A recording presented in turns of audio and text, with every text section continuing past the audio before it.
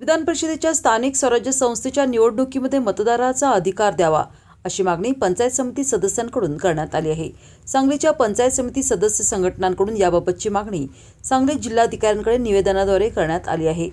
सध्या सांगली सातारा स्थानिक स्वराज्य संस्थेची निवडणूक पार पडत असून या निवडणुकीमध्ये पंचायत समिती सदस्यांना देखील निवडणूक आयोगाने समाविष्ट करून मतदानाचा अधिकार दिला पाहिजे, अन्यथा लोकशाही मार्गाने आंदोलन छेडण्यात येईल असा इशारा देण्यात आला आहे।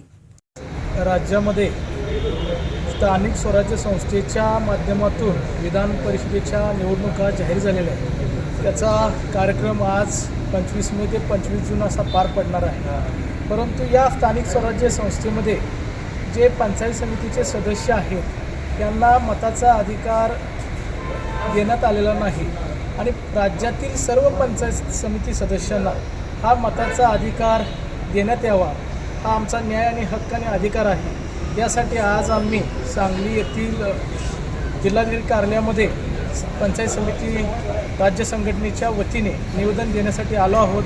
आमची अशी मागणी आहे की आत्ता ज्या 17 विभागाच्या विधान परिषदेच्या निवडणुका होत आहेत, या निवडणुका पंचायत समिती सदस्यांना मताचा अधिकार देऊन घेण्यात याव्यात। यासाठी आम्ही कायदेशीर लढाईही आजपासून सुरू करत आहोत।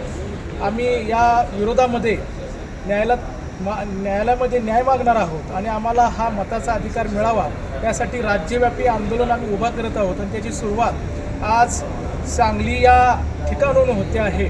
माझी राज्यातील सर्व पंचायत समिती सदस्यांना आवाहन आणि विनंती राहील की आपण या 17 ठिकाणी सर्व जिल्हाधिकारी कार्यालयामध्ये या विरोधामध्ये आपण न्याय मागावा आणि त्या ठिकाणी सर्व जिल्हाधिकाऱ्यांना आपण निवेदन द्यावं की आम्हाला मताचा अधिकार मिळाला पाहिजे।